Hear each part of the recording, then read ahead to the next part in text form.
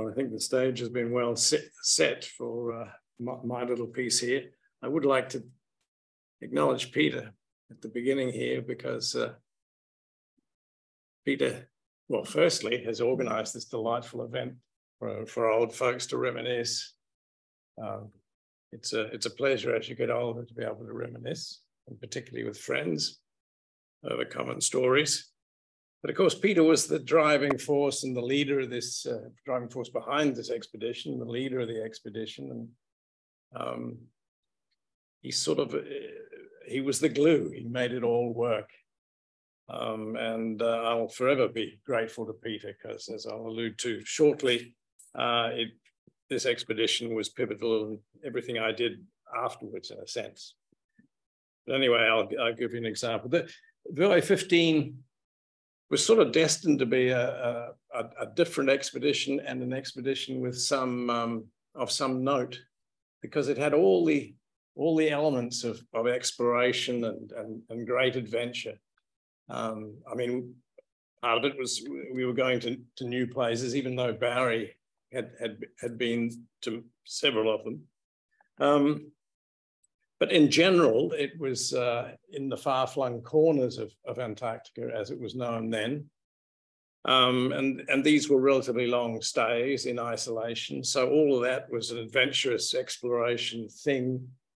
We were taking one of the first females ever to be in an Antarctic party with us. That was an adventure. Rosie. Within the first day of the field, we nearly died. And then one bloke fell off the mountain a short time later and had to be medevaced. So it got to be really exciting. Then because the sledges all broke, we ended up man-hauling. Well, that hadn't been done since Mawson's day, and I can see why. So that added to the high drama. And then to sort of round it off, the whole thing was regarded as a fishing expedition. And it was the international press actually that picked up on that very early in the piece, which served our purpose well, because it gave it gave the public a viewing of what we were doing. And without that, they really didn't understand at all. So it was actually quite important. And I'll talk more about that shortly.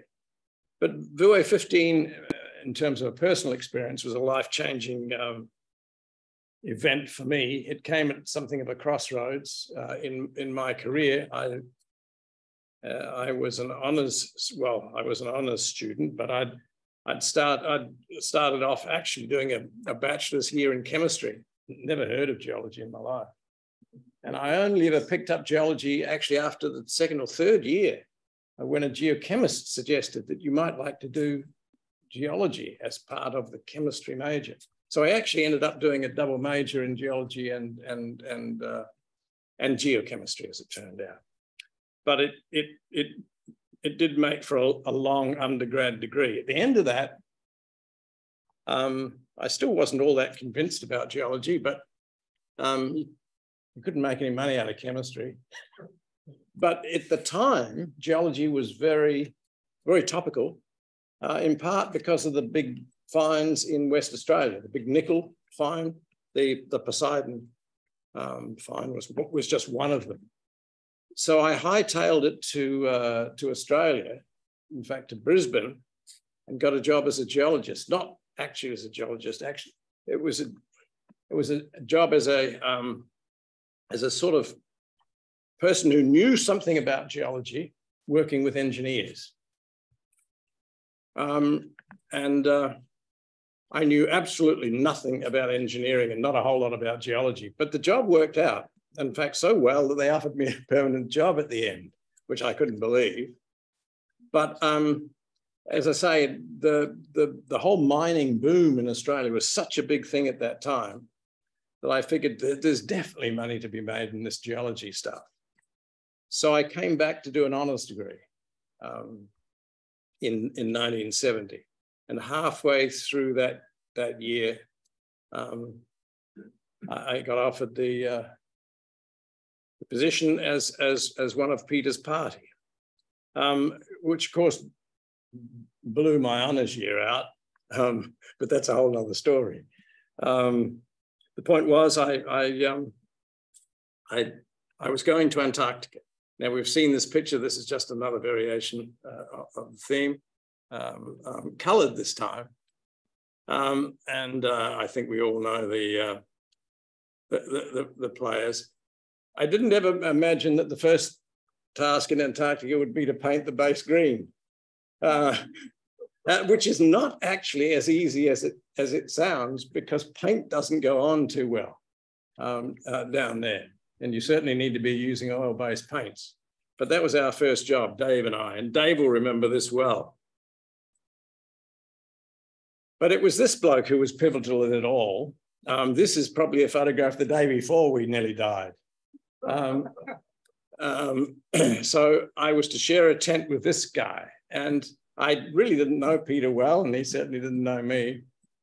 But it all worked out just fine. Particularly after the revival. I was to be an assistant to Peter. That was the nature of the job, as a sedimentologist. Well, the problem with that, as I was telling somebody this morning, was I knew diddly about sedimentology. The only lecture I'd ever had in sedimentology was a 1-hour lecture from Jim Cole on grain size analysis. It is an irony that, as I said, saying this morning, of all the 60, 70 papers that I've written, subsequently, it's a paper on grain size analysis that gets the most reads. So thanks, Jim.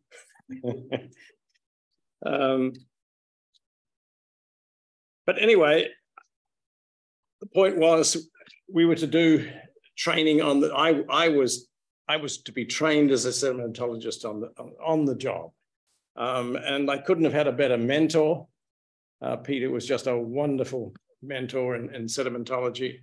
And in fact, it was at that point that my life course changed, because it was at that point that I discovered sedimentology, literally.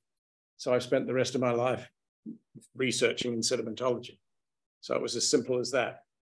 You know, but I not only had the pleasure of working with one of the finest sedimentologists alive, but the rocks are pretty neat too.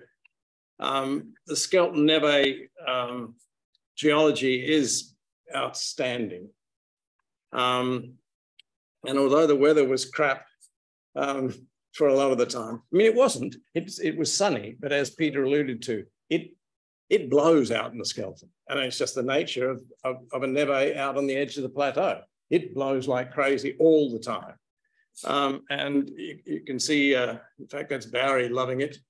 And that's Gavin wishing he wasn't there.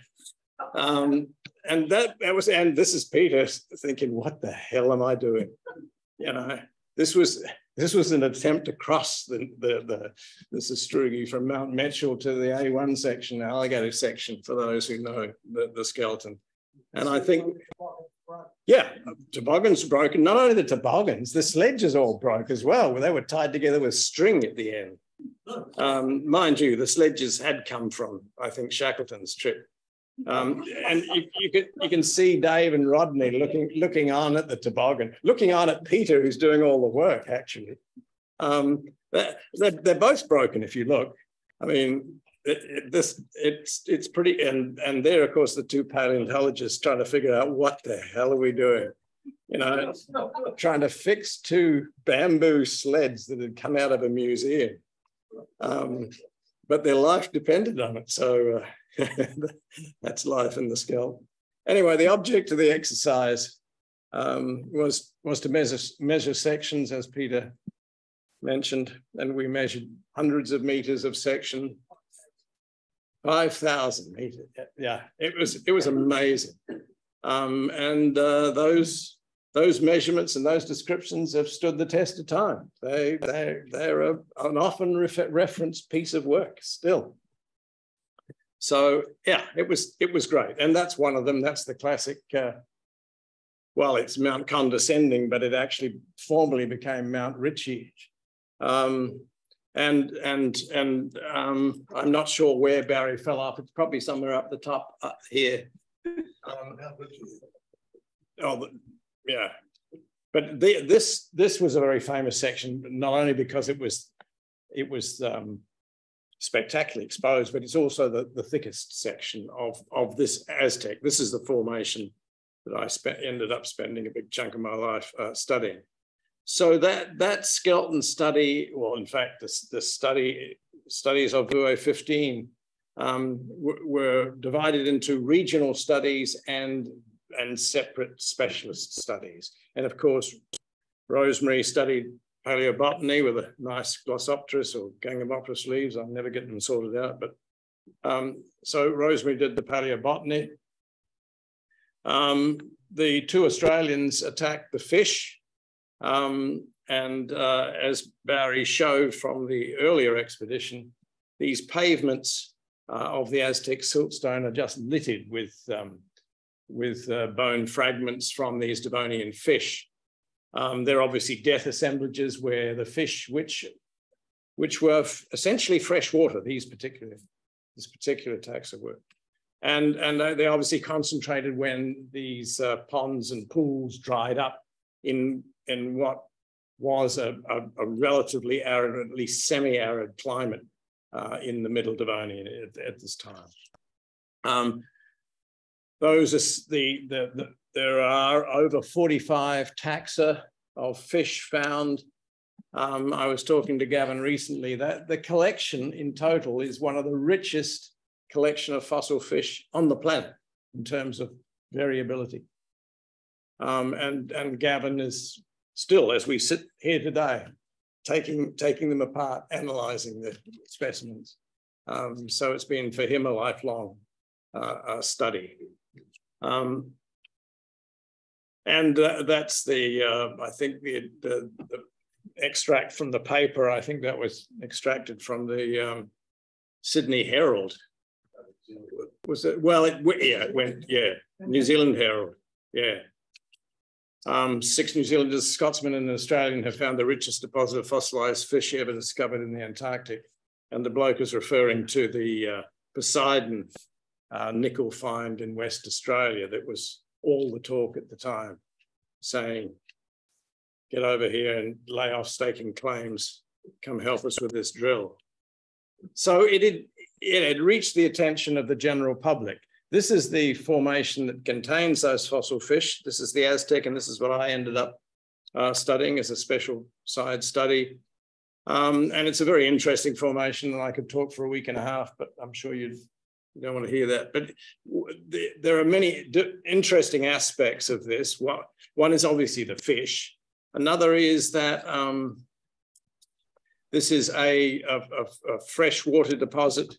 The sands that you're seeing at the top are stream deposits that were formed in a stream channel, a meandering channel. So these are high sinuosity meandering stream deposits. The red and green mottled stuff underneath are all overbank sediments, which sat high and dry for long periods of time and reddened. That's the in a nutshell, the story. The question of why red beds are red was very topical through the 70s, 80s, and even into the early 90s. It's important for a whole bunch of reasons, not least of which is that a lot of the paleomag work done globally has been done in red beds of varying age, but particularly the Devonian and the Triassic in Europe. And depending on when that went red, that paleomag data may be good or absolute garbage. So it becomes a sort of an academic exercise that has huge implications. So I worked with some paleomagicians in the US many years after this, looking at that same question in the Eocene of all things, because the same thing happened in the Eocene. And he was particularly working in the Eocene. The other thing is that I must get going. These high and dry overbank deposits are full of mud cracks, which you can see. There are those vertical things, the green things there. But they're also full of plant roots. Now, that's fascinating because that means that we were looking at soils.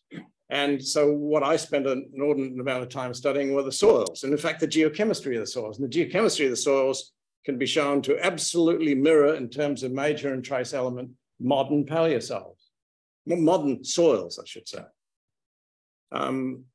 So that was an interesting thing. But the other fascinating bit is that they had plant roots in them. People subsequently studied those plant roots. A guy by the name of David Reid, an Australian, spent his life studying paleosols around the planet and has written many, many volumes on them. And he claims that the roots in this Aztec clearly show the first forestation on the planet, that they were formed, they can only have been formed in a forest. And that's the first evidence for forests anywhere on the planet. And that's all been written up. So that's a fascinating side story. Anyway, so much for the Aztec. I then went off to the Allen Hills with Rodney and Dave and Sean, actually, who was our mountaineer guide. And just as well he was a mountaineer, because otherwise we'd never got back to those two tents that you can see above Rodney's head. It's easy to go up. It's not so easy to go down, I found out. The problem with that expedition was that we were told by the leader of Scott Base after we got back from the Skeleton that if you wanted to go to Allen Hills, we had to walk. So we walked, which was an interesting exercise, but not too efficient in terms of doing geology. We studied the Farrar, dolerite sills, and also this diamictite, the Mawson. And the interesting question here was the diamictite. The question was, is it a till or is it something else? And it turns out to be a laharic deposit formed when the sills go into hot, wet sediments and blow the roof off the overload and form this laharic deposit. But the thing that we missed when we were at Allen Hills, which I'm always fascinated about, is well, this is one example, the many meteorites that have been found subsequently. This is the famous Allen Hills ALH 84001 that Bill Clinton held up and claimed was the first example of extraterrestrial life. These wormy creatures that you can see on the picture on the right were claimed by many, actually, to have been organic, formed in carbonates. It was subsequently poo-pooed, but just recently there are a series of papers that claim it's not, that they are real again. And so it's being battered around still, but we missed all this stuff. Now, the interesting thing is that this specimen comes from, we now know comes unequivocally from Mars. So it has implications for Perseverance that's running around Mars looking for exactly the same thing, as it turns out. If you look at the modern equivalent in carbonates, which is what they're looking for, they would look exactly like that. So it's sort of come a full circle. And as a side issue, my son is going to be responsible for bringing back those Mars samples in 10 years, because he's the guidance officer for NASA. And so their mission is to pick them up and shoot them back in about 8 years now. So just a side issue, but of course Allen Hills went on to great fame. You know, Dan Brown wrote the famous book, The Deception Point on Allen Hills, using the 84001 sample, actually.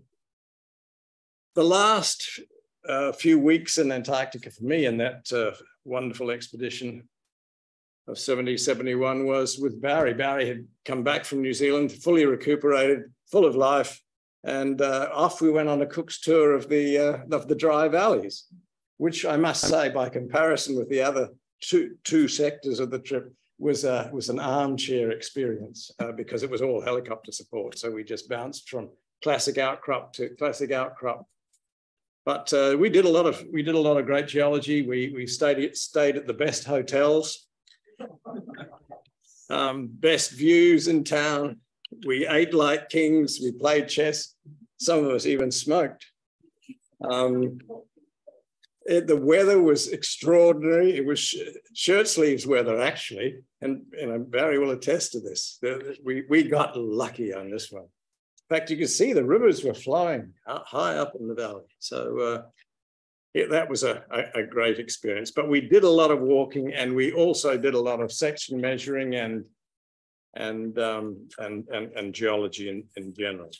But just to finish up with a view of, I think, Barry, on the famous Heimdall erosion surface, if you remember. Anyway, for me, VUWAE 15 was a life-changing expedition, and I ended up spending a life studying sedimentology, and also it gave me a ticket into the world of photography that I'd been involved in a semi-serious way. I did the book. Subsequent to the book, I got approached by Time Life. I then spent several years working with them on their Planet Earth series. I worked with several publishers on books in South Africa when I should have been teaching sedimentology. And all of that because of VUWAE 15. So thanks for your patience.